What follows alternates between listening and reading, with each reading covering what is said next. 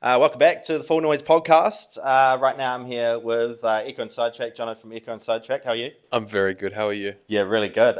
Thank you for joining me. I've hassled you for a long time for this. I'm so glad we can actually get it done because, we have been talking about doing it for 3 years, maybe? It's 2 years actually, but 2 years?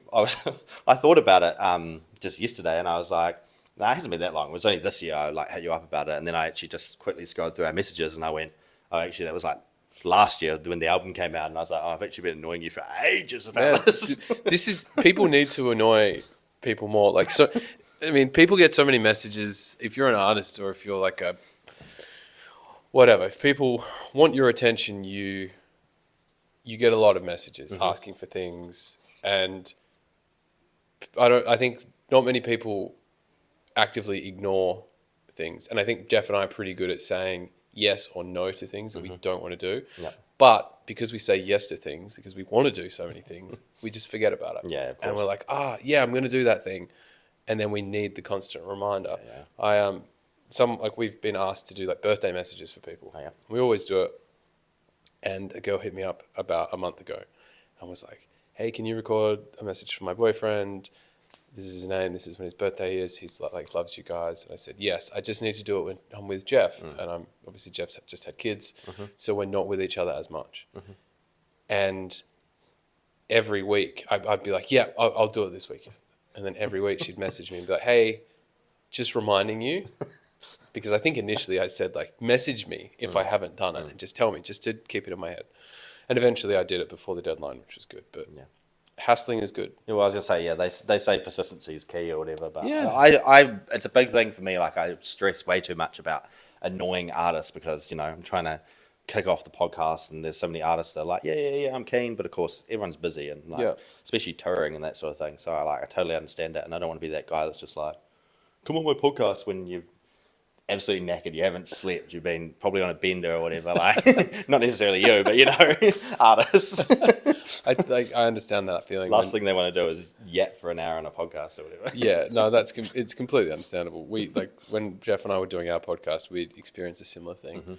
A lot of people in the heat of the moment say yes, we'd love to do it, and then when it comes down to the actual executing of it, it's like I've got 3 hours. Do I want to sleep? Do I want to have a conversation? Yeah. I think I'm going to prefer to sleep or however they feel. But I'm happy to finally do it. I'm very happy to be Stoked to have you here. I was actually going to ask you about the podcast, if you don't mind.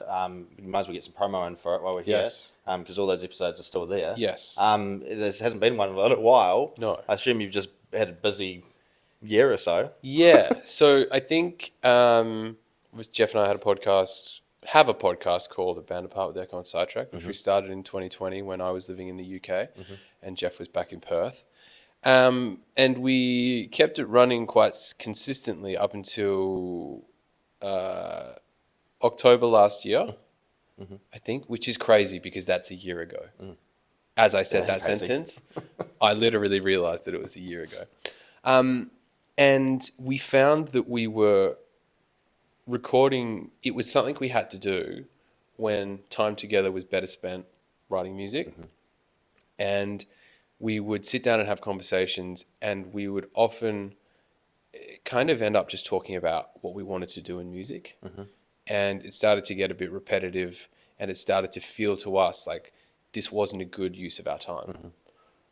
So we kind of thought, let's put it on the back burner. Let's finish the music, and then at some point we can bring it back. But all the episodes are still up online for people to listen to. Go check it out.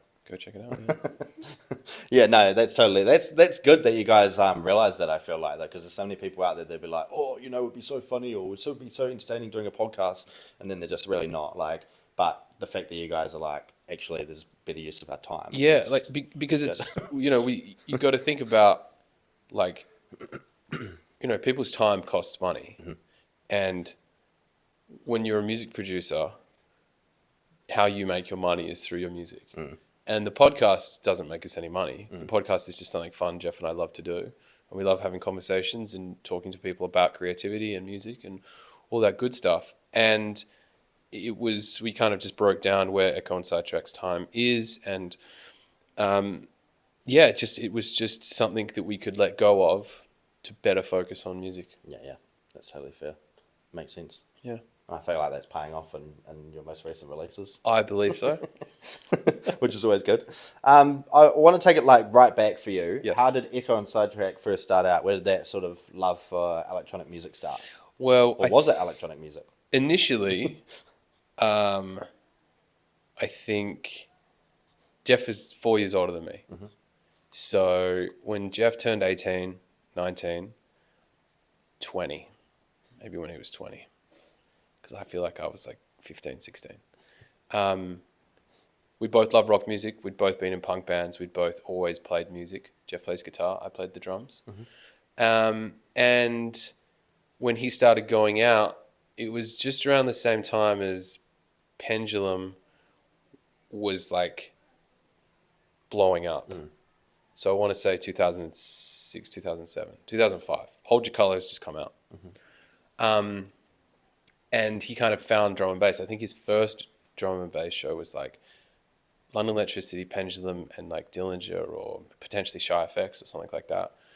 And so he started listening to drum and bass and experiencing it in a club. And then I started, I think the first song I heard was Return to Forever by High Contrast. Mm-hmm. It was on a bodyboarding film called Superstars 2, which is quite cool. I played in Sydney 2 years ago, and I've got a friend there who's a cinematographer, and he brought some friends to the show, and we were having a beer afterwards. And one of the older guys, because he used to like drum and bass, and he asked me like, "What got you into drum and bass?" Because he's 10 years older than me, I think. And I was like, "Well, actually, it was a bodyboarding movie called Superstars 2." And he's like, "No shit. I directed that movie, that's and I crazy. put drum and bass in it because I loved it." And I was like, "Thank you. You're the reason why I like drum and bass." That's so cool.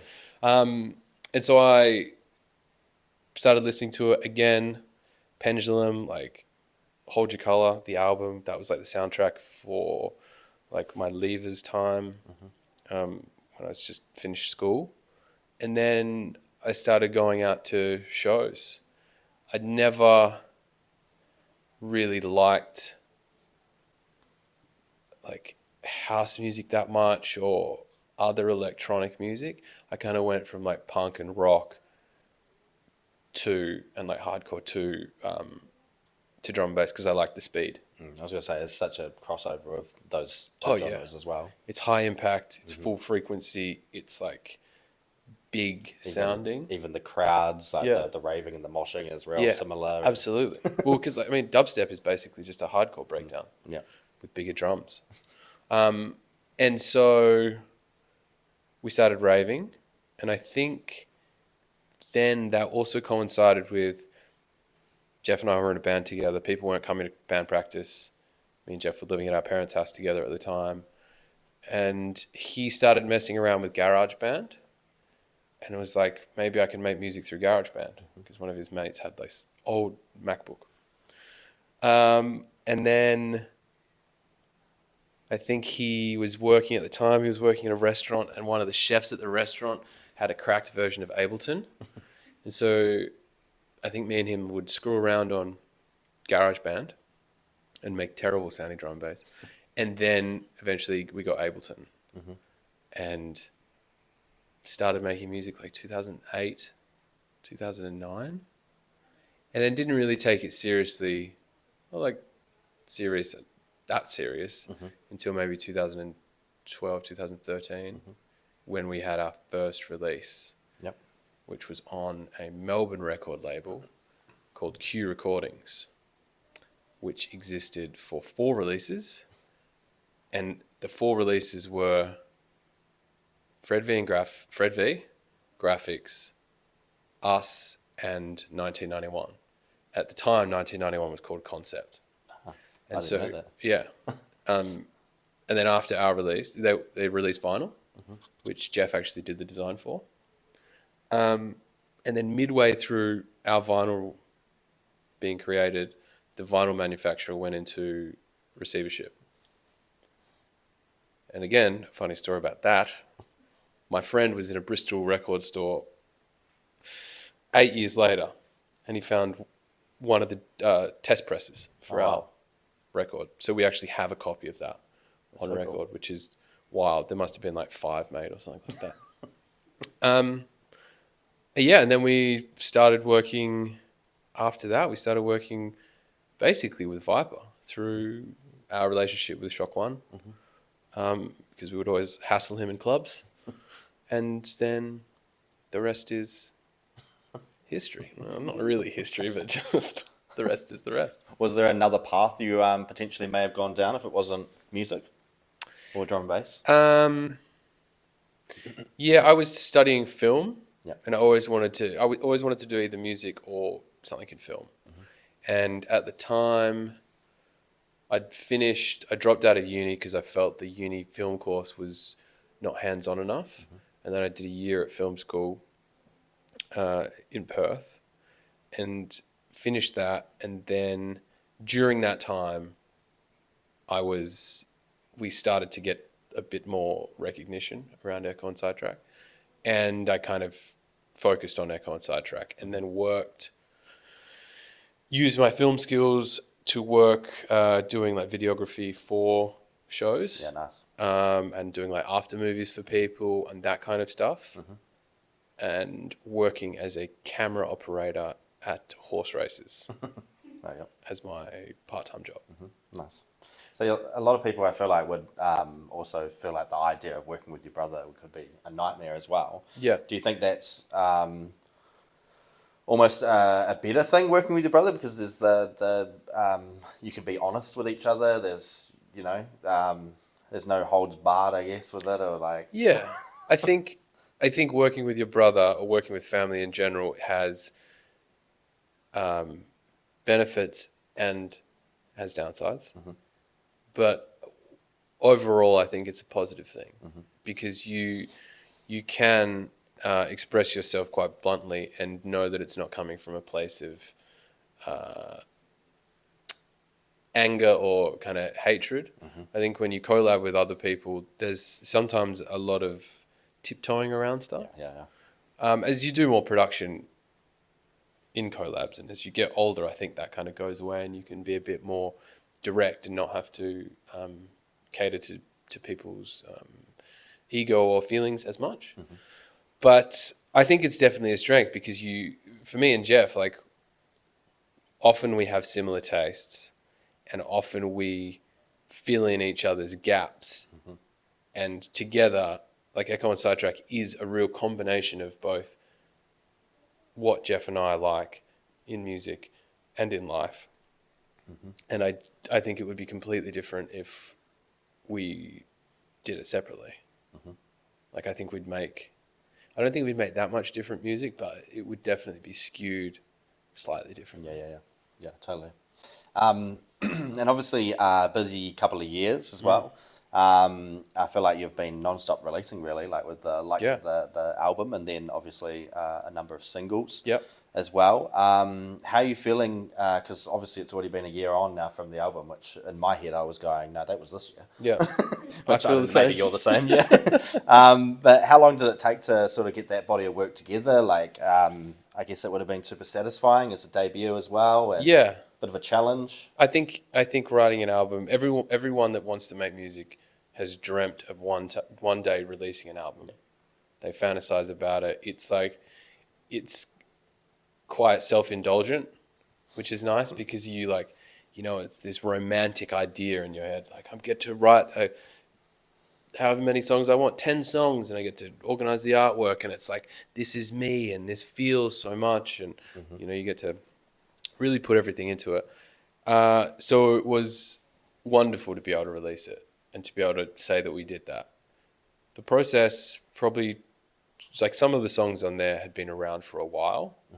I think the earliest song that we started was potentially Deeper and Take Me Home. I think I started Take Me Home when I was in London with Freddie 1991.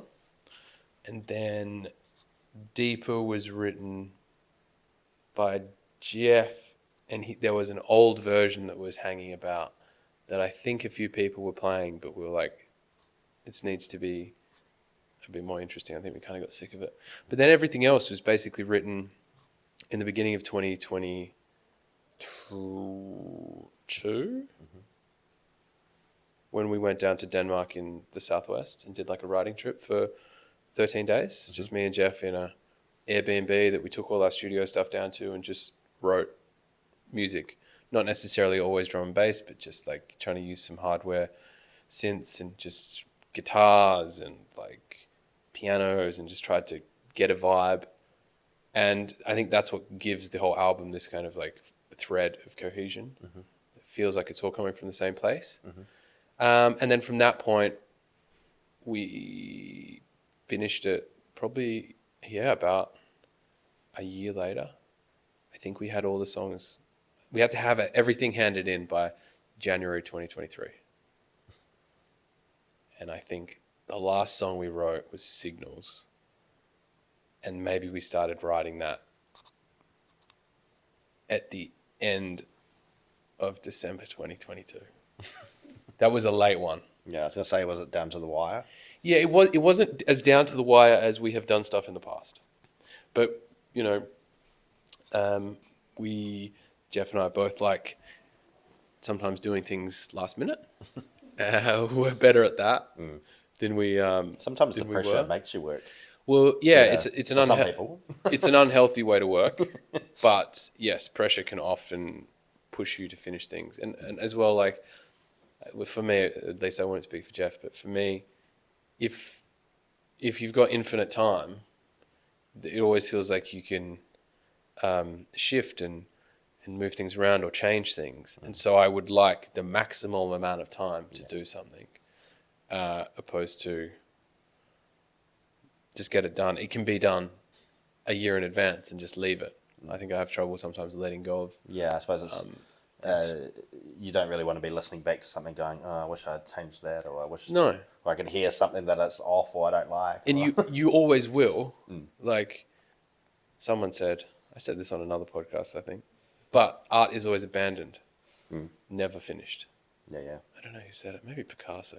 Who cares? Someone said it that's smarter and wiser than me.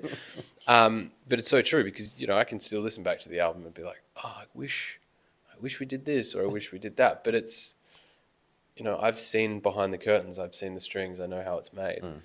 I think the more distance I get from it, the more I can enjoy it as a listener and experience it in a different way, and not see the paper mache or the whatever it's made of. Yeah, nice. I really enjoyed that album. I like the variation production from you guys. I think it showed like lots of deeper moments, as you guys do so well. Then obviously there's the big dance floor bangers as well that go super hard. And I find like making an album these days, a lot of people talk about it so much because of the fact of just the way music is now. I guess social media, technology, music, everything's changing so rapidly. And I don't know if it's just a drum and bass thing or a music thing in general, but just how fast it moves. Yeah. When, even as a DJ, you like notice a big song this week in a couple of weeks, completely gone, or you just don't hear it again for however long, or if at all. Yeah. But yeah, I wonder if that's something that you took into account when making the album, or something that you thought about or were trying not to think about, maybe. I think it's difficult because you work so hard on something and then you try to drip feed it as much as possible, like I think we released the first single in January, and then every 6 weeks we had a single, and then it was out at the end of July or the beginning of September. So you try to make the process as long as possible, because eventually there is a time when you're like, here it is, and everyone's like, cool. And then you don't really know what to do afterwards. We did an album launch, we did some shows, we, still marketed it and that stuff. But there's a point where you let it go. And I think in modern music, people are just listening and consuming music in a completely different way. Like, I don't know how relevant an album is. Like, it feels like a bit of a throwback thing to do an album. People to actually sit down and listen to a whole album, or... Yeah. And I mean, like, I think our album, the full run length of our album was like 31 minutes. And I think it's crazy to think that like asking someone for 31 minutes of their time is quite a hard thing to do. It kind of is in the TikTok world and, It in is. this era, isn't it? Because, people are like, couple of minutes. Yeah, exactly. The Couple of attention minutes span. in, you're reaching for your phone or for something else Yeah. because your brain starts going like it's crazy. Yeah. And I think it will come back. I mean, it's still there, like I know people are releasing albums all the time in drum and bass. Like Delta Heavy just released their album. I mean, I can't even tell you how many albums I've listened to this year. Like I listened to Delta Heavy's one in full. I listened to Rufus's yesterday, but even then I was doing other things. Yeah. Oh, even then I was doing other things and like I was probably writing questions for this interview or thinking about that. But that's fine. Like I think it's very, very, very rare for someone to sit down like you would with like a vinyl or something like that, or when you used to listen to albums and just sit there and listen to music and just stare into the nothingness. It's a really good experience. Yeah. But now everyone's just has constant inputs, whether it's a podcast, you listen to a podcast while you're at the gym or while you work, or you're listening to an album while you're doing whatever. It is sometimes the best way to experience music, though, is like when it's sort of the soundtrack to your life or whatever you're doing absolutely. as well. But I think it is hard to like, you can't make people care. That's something that I noticed with releasing music. Like people like a song or they don't. It's very binary in that. Like is it you can love something, of course, but do people like it? They don't like it. That's it. And I think nowadays releasing any art, you cannot be so aware of the metrics. Like, I mean, of course, it's great to celebrate plays and celebrate success. You need to do that. But if you get so bogged down into like the why of things, it just takes the fun out of it. Consumes you. It does consume you, and you've really just got to let it go and be like, I did this cool thing, I love it, I put it out there, and thinking less about the preamble of it all. Like you see it now, I think, with like younger people, the younger producers, are more inclined to put up like a SoundCloud preview for free. Yeah. It kind of sounds a bit shit, but it's hypey and it's like people like it, and it's almost like the consumer is enjoying it because they did it. They said they were going to do it, and then they did it within a week, and then it's like part of their story a bit more, rather than going off for a year and then working on an album silently. I don't know. I think it's interesting. I'm glad that we did it. I'm glad that we did it when we did. It's still a huge achievement. Like, oh yeah, absolutely. Awesome thing to say that you've been able to do that. Absolutely. It's like it's a tentpole moment for Ekko and Sidetrack and in my life to be able to say that we have an album. We're very happy with it. I think it's consistent. I think it's strong. I think it still holds up. There's some interesting bits in it. I'm so proud of it, and I know Jeff is too. I also think in a lot of ways it's quite thought provoking as well for drum and bass. Yeah, there's obviously a lot of deeper drum and bass, but especially now a lot of it's kind of just like the hardest, heaviest drop, the craziest sounds or whatever. But there's thought provoking moments in there. I think it's really cool. I think the only way to change the focus of where, if we talk about drum and bass, where drum and bass is heading or where it's at, is to take risks and do something a bit interesting. And that sometimes doing that isn't always recognized. Sometimes it's eventually recognized. But yeah, I think it's important to write what you want to write. I wonder if we had written the album 2 years later, how different it would be. Because I think some of the stuff and some of the ideas were written at a time when, just after COVID, shows were a bit quieter. I think it's like more of a listening drum and bass album, more so than like a banger album, because a lot of the music wasn't necessarily like tested that much in clubs. But yeah, I don't have anything else to say. I forgot where I was going. So you guys will definitely do another album, obviously, after that. Like you're following on from that, you'll be happy to do another one Yeah. I mean, I think, for yourselves at least. Like that's kind of the point, really.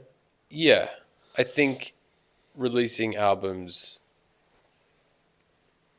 is still, I mean, because I think it's just maybe the age I am. I think that it's still relevant. Of course, I want to write another album. I want to take more risks. I feel like writing an album allows you to do and say different things than just writing singles can. Mm-hmm.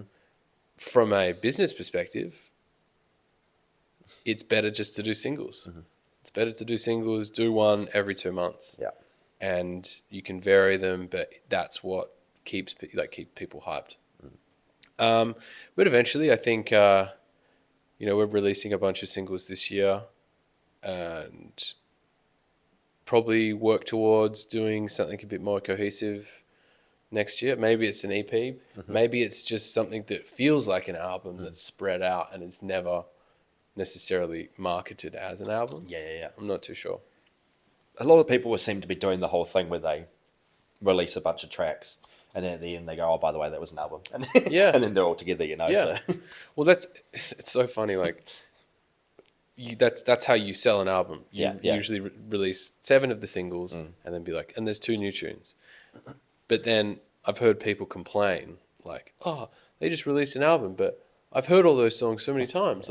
It's barely an album. I'm like, yeah, but if they released 10 new bits of music, were you going to listen to it? Exactly. No. That's the thing.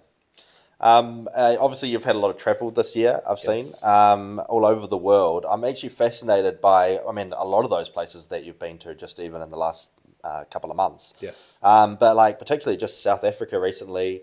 Jeff went to India last year. Yes. I'm fascinated by the drum and bass scenes in those places because they're places that I don't hear about very often. I don't know if that's just my ignorance, but but I don't hear about those places and their scenes very often, or even artists coming out of there. Well, I think I'll talk about South Africa first because that was the most recent one. Yeah. Carl did a run there. Uh-huh. So Carl played for Shock One. Shock For those. I should say Shock One. Carl played for the church crew there, and then I think we just messaged him. We were like, "Hey, how did that show happen? Like, we'd love to play." And he started a group chat with Francois and Deb, a couple of the promoters from church, and then they were like, "We'd love to have you. What about these dates?" And it was very easy and quite quick. And it was like a classic, like word of mouth booking almost. They were like, "Oh, we love your guys' music. Like that would be sick." And I didn't really know what to expect. I have seen online and spoken to both Seb Krakota and Mark Maddock because they both spent some time in South Africa. About the scene there, and they were like, "It's amazing. South Africa's a crazy place. It's beautiful. They love drum and bass." And then I met, at the Quiz City this year, I actually met Mark, who's another South African promoter and DJ, because he ended up playing at the Quiz City. And I don't know, maybe it's one of those things that you like will into existence in a way. Like you get the booking, you know you're going to South Africa, so then I don't know, it's like your phone hears you, so more South African content comes up, or you run into more South African drum and bass producers or something like that.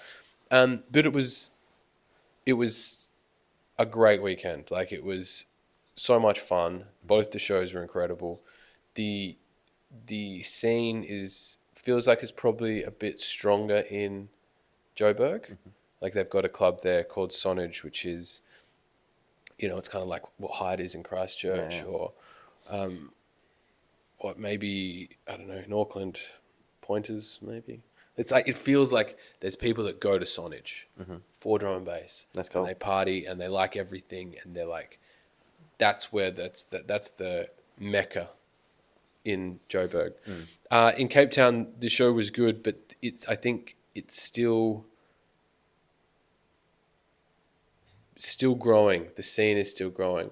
I was talked to a few people that were like, it's sick that I can't believe you're here. It's so good that you're here.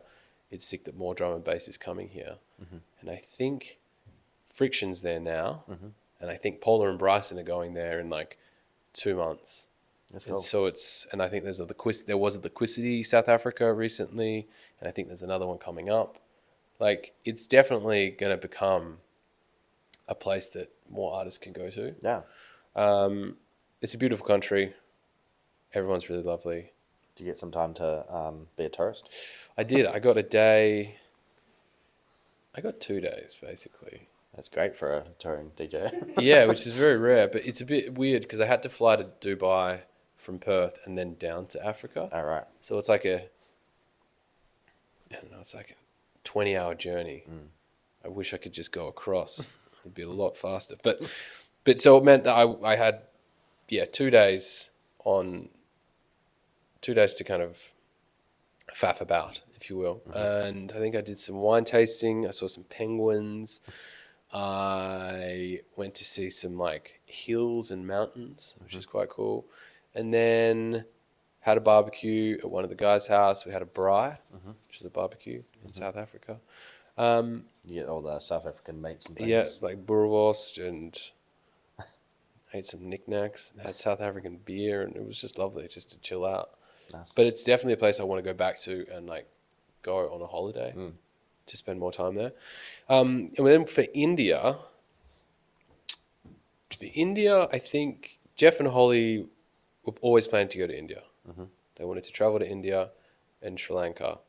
And I think we've spoken to Irie, who's a Sri Lankan producer. Oh, yeah. And I believe Jeff was chatting to him about some suggestions. And he was like, I'm asking you because I'm coming.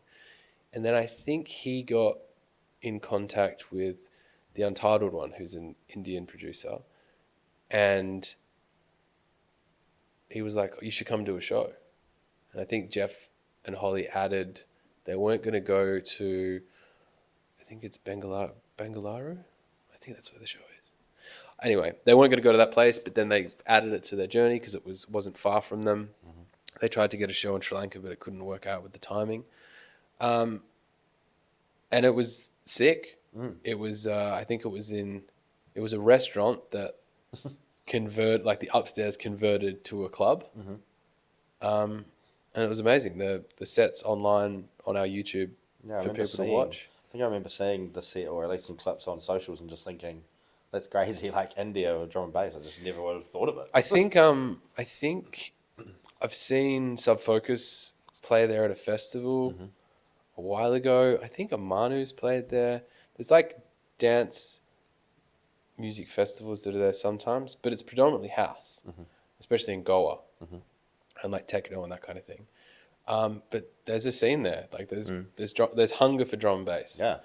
And I think it shows that there's everywhere in the world, someone wants drum and bass, and they see videos of what happens in New Zealand. They see videos of what happens in London, America, and they're like, I want to do that here. Yeah, that's cool. How can I do that? And a couple of guys grab some decks and some speakers, and they just start putting on shows. And like, that's what started everything. So yeah, exactly. Hopefully, in 20 years, India's got an absolutely thriving drum and bass scene that will, be what New Zealand or Australia is now. Yeah. And it's just popping off. I mean, it's a hectic country, so hectic music for a hectic country. Yeah, I mean. I think that makes sense. I always think drum and bass can be adapted quite well into whatever country and culture takes it on. Like if you think about like DJ Markey and the drum and bass he makes, and like it does have that kind of like Brazilian flair to it, and like that South American flair to it. I think I think it's just drum and bass. The speed of which it's at is just ripe.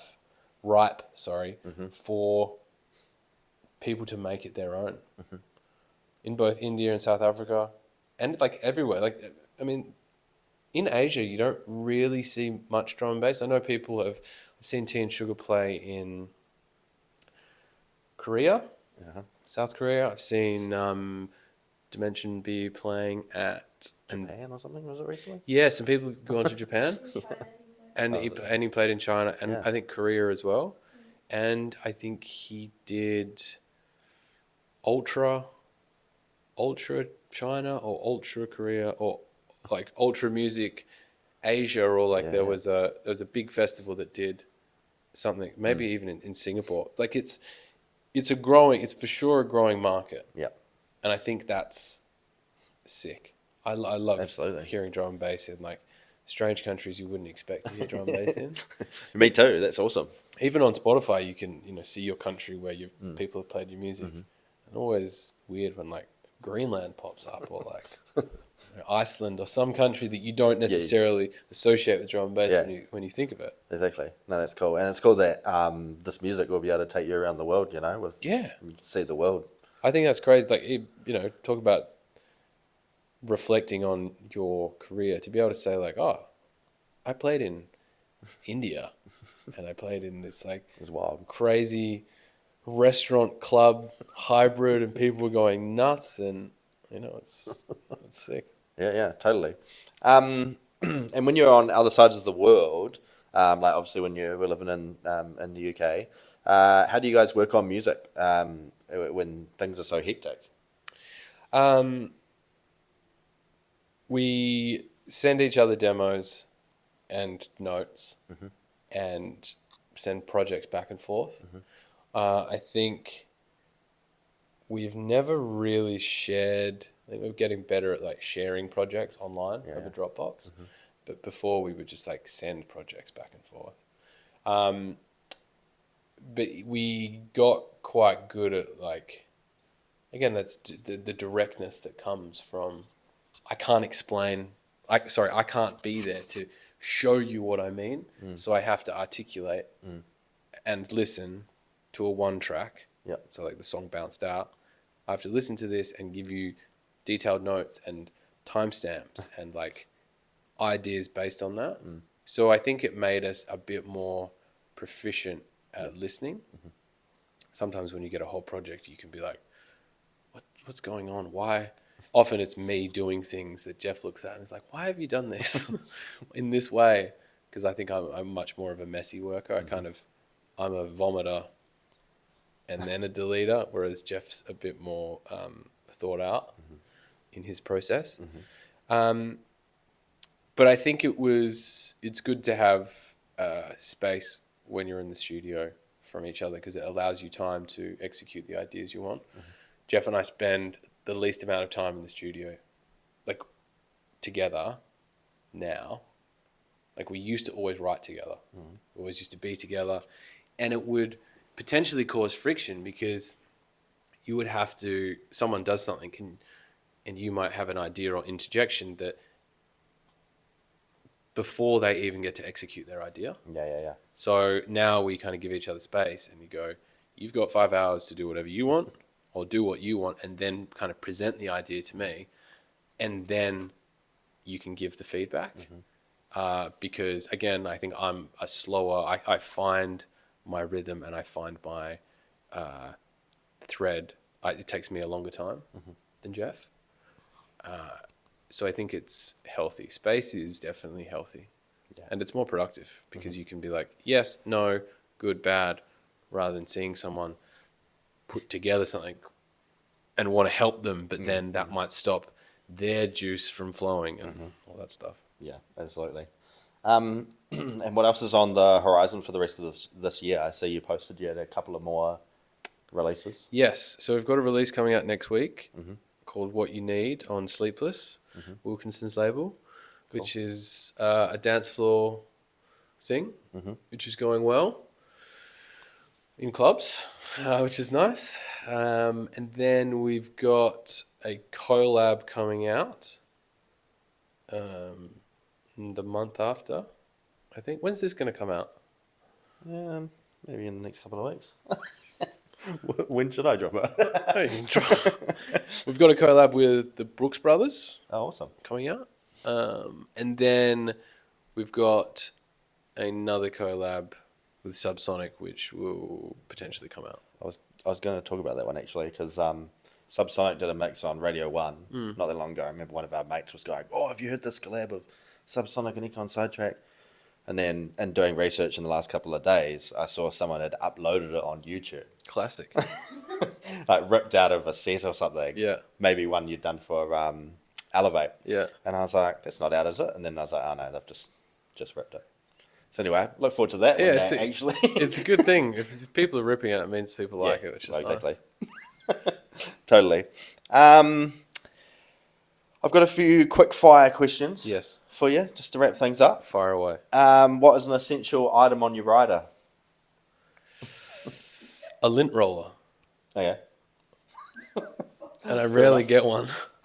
Because I get really linty. Yeah, that shit annoys me too. I'm always, I don't know if it's as OCD as I am about it, but I'll be okay. I'll wait. I'll see what Hyde do.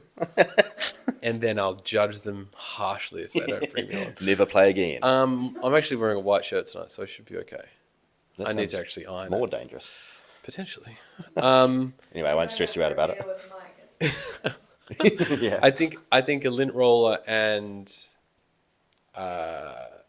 water. 1 million beers. And tequila. I mean, tequila's. Yeah. I would prefer water over tequila if I had to choose one.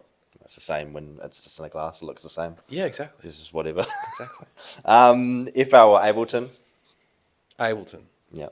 Although I worked on a song with some producers in Belgium earlier this year, and he was working in FL, and it's the first time that I've really seen FL be used, and it's quite interesting. I would never change because it's a weird workflow. Yeah. But I've seen how people work in it, and people get some awesome results. It's just I don't know why, but for me, the look of FL is what I struggle with. I don't know what it is about it, but just... There's something about it that looks like it came out of a cereal box. Maybe it's the different brains and how different brains work for different things. Maybe, I don't know. I think it is. There's because there's definitely people that are Ableton people, Cubase people, and then FL people. Because Ableton feels tidier and nicer and whatever to me. Aesthetically pleasing. It feels more. It's I don't know. It's linear. It makes sense. But I've also been using it for 10 years, so of course it would make sense to me. I think the weirdest one is Reason. I think Paula and Bryson use Reason. Yeah, Logistics was using Reason for a while, but that Reason is. I think it was used because it's got wicked native plugins, and just really interesting sounds. But it's always what you started with or what you just know. A lot of people have moved over to Ableton, starting in Logic or Cubase. But maybe learning FL is something I could peripherally do when I'm older. Is there someone you'd like to work with, like a dream collab, I guess, that maybe you still haven't quite got to yet? I mean, you've probably met everyone at this point. Yeah. I'd like to make music with... I mean, real dream collab, isn't it? I'd love to make a song with Tame Impala. Oh, yeah. They're Aussies, aren't they? Yeah, he's from Perth. Yeah, cool. Technically Fremantle. Or Phoenix. Oh, yeah. In drum and bass, probably I'd love to do a tune with Culture Shock. Yep. I love him, and I think his music is just so uniquely interesting in his production and his ideas. It's funny when I wrote that question, I thought of Culture Shock actually as well. He's we've gone into the studio together before, but never working on stuff more, just listening to each other's projects. And just the way his brain works, I think it's just really fascinating and so unique, and his idea creation is just second to none, in my opinion. Other people I would like to work with. Was that enough? I mean, totally. I'm trying I think. Because I have these thoughts. Like often Jeff and I will be like, we should do a tune with this guy. It's good to put it out into the universe, you know. True. Oh, a UK guy called Benny. Oh yeah, yeah. He makes sick tunes. Yeah, he's killing it. At the moment. There's like we've got a DJ chat where we send each other tunes, and it feels just like every week he's sending one in there that's like, what the fuck is this? Like, this is sick. And we've talked about doing a tune. But yeah. Those are one of my favorite ones. Have you got a hot take on the drum and bass scene? I've got lots of hot takes. Waiting for someone to give me some gold on this. I got lots of hot takes. I think it's good. I think it's great that drum and bass is being... I thought that was your hot take. Drum and bass is good. Drum and bass is good. I think it's great that drum and bass is pushing into America. I think it's great that Chase and Status have a #1 record with Stormzy. Yep. I think it's great that Andy C's done a tune with Becky Hill. I think it's great that people are selling out massive tours, and like drum and bass has never been more in the public eye. A lot of people see that as a negative thing. Well, I Depends think where you look and who you talk to, obviously. But I think it can be, but I think if you allow someone else's enjoyment of a thing to take away from your enjoyment of a thing, then your passion or your love of the thing wasn't that strong in the first place.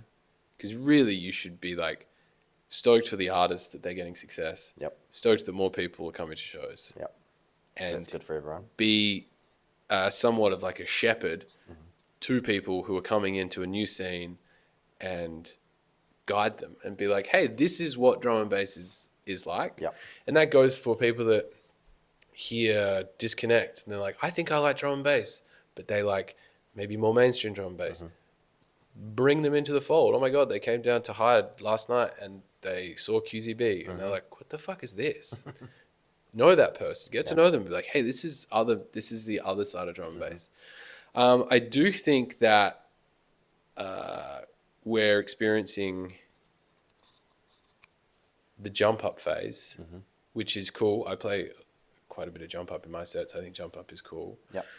But I do find a lot of it is quite throwaway. Yep. And I talk to younger producers, and again, this is like the shift in mindset and mentality from going from like making albums to just writing singles. I think more music is being pushed out every day, and more crap music is being pushed out every day. But I think now it's like you show all your bad work. So you write 15 tunes and you release 15 tunes, but then one of them hits, and then that's gravy. I think jump up is evolving, and people like Rover and people like Sota and the Purpose guys. Yep. You know, that kind of hybrid, and even like Harry Subsonic, the hybrid between jump up and dance floor, Definitely. I think is really, that's where it's exciting for me. Yeah. Agreed. And I think that jump up will make the way for another style of music. Like drum and bass is always changing. Reinvents itself. Yeah, it's like it was all about neuro in the 2000s, and then, you know, Subfocus, Wilkinson, dance floor, more mainstreamy stuff, Jason Status. It was that. And then in the mid 2000s, it got a bit weird. But then it was dance floor again, and like Liquid popped off. And now I think we're just in the jump up stage, because that's what's exciting to younger people. Yep. Yeah. Drum and bass brain rot. And so the next one, I don't know, maybe it's Liquid's turn. Yeah. Maybe it's dance floor's turn, but something will come up. But the thing, I think, I always remember, like, nothing in drum and bass ever goes away. It's just like, it's just a flowing spectrum of fucking krill that is larger in certain points. Yeah. Or other points. There's always followers of each thing. Just some things are bigger than others or whatever. And I have to reiterate, like, if you don't like a certain type of music, that's okay. Yeah. And you can like, I think it kind of annoys me when I always see there's like the debate on fucking Facebook groups or something like that. That's like, this is what real drum and bass is, or like, this is what real drum and bass is, or like, Alex Perez is real drum and bass, or like Freddie making 1991 making a song called Jungle, and people are like, that's not jungle. That's not jungle. Like this, we've become obsessed with labels. Yeah. And I think we need to go back to being like, it's drum and bass or it's dance music. And I think people like Fred again are kind of pushing that way because they just make a Fred again song and it just happens to be a 174, or he's making a Fred again song and it just happens to be a 122. Yeah, that's what I think. There's your hot take. I think that's my hot take. Do you think it's important to follow the trends as things change? I mean, I think you have to be aware of it. Yeah. I think you can become irrelevant if you don't. And, you know, if I think, you know, if I'm doing something that I think is really cool, but no one else thinks it's cool, and I keep doing that thing and it never becomes cool, then maybe I need to evolve whatever I'm doing. And that goes for any creative endeavor. That goes for anything, business, art, finance. If you're doing something that's not working, you should probably evolve it. So I do think it's dangerous to hop on trends and be like, one day I'm making this, and actually I see dubstep jump up popping up. I'm gonna make like a jump up song or like anything like that. I think you can experience something new, hear it, and you go, how do I inject that into what I'm doing right now? Like, and me and Jeff have always made heavier tunes and lighter tunes. And I think that whatever we like at the time always kind of creeps into whatever we're making. And I think that's what keeps your stuff fresh or shows evolution. But yeah, it's dangerous to jump on the trend and ride it like a bull, if you will. Yeah, no, fair enough. My last question actually was going to be if there was another genre that you guys would make, or is there another genre that you guys would make? I think if there was another genre that we would make, it would probably be house. Because contrary to what I thought when I was 18, I really like house. It would probably be something like, we've dabbled with other genres before, never released anything, but something pretty slow, like maybe a bit like Teed, but maybe less dancey, maybe more like Arjuna Beats kind of vibe, probably but pretty depressing, maybe. Like it's weird, like obviously our music is made to dance to. Yeah. And so you're always thinking about, how do I get people to dance? And sometimes I write music because I'm a fairly emotional person. It's a hard thing for you to admit.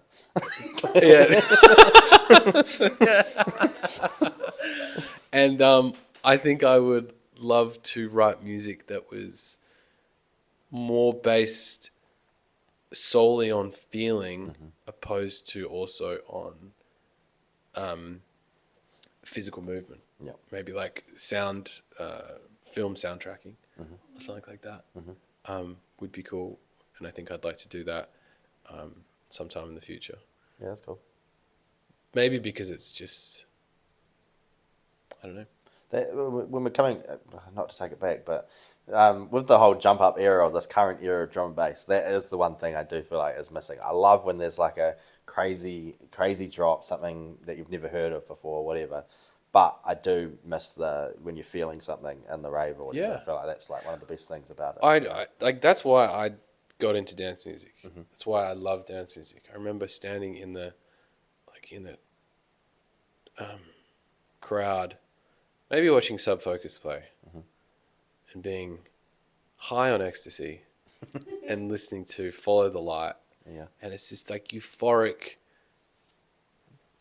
life-changing thing. And I feel like the euphoria of drum and bass is a little bit dampened.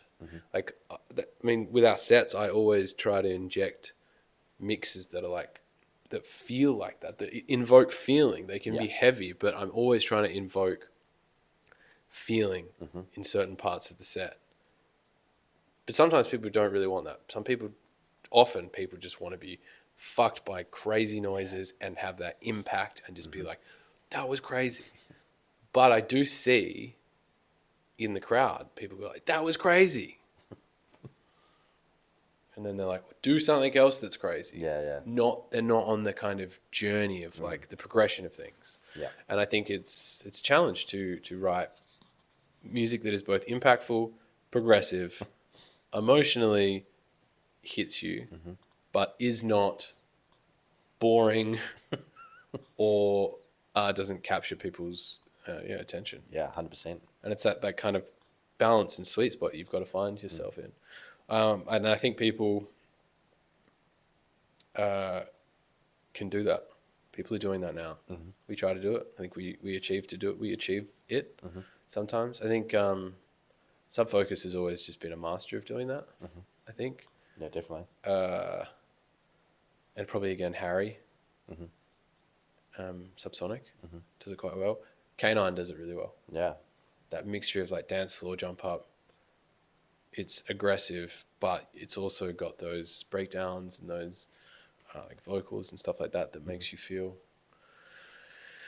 like you're on top of the world. Absolutely. With or without drugs. Something. Yeah. Okay, perfect. Well, I think we'll leave it there, but I appreciate your time. I'm glad that we finally got managed to sit down and do this. So, thank you for having me. Thank you so much. It's been lovely.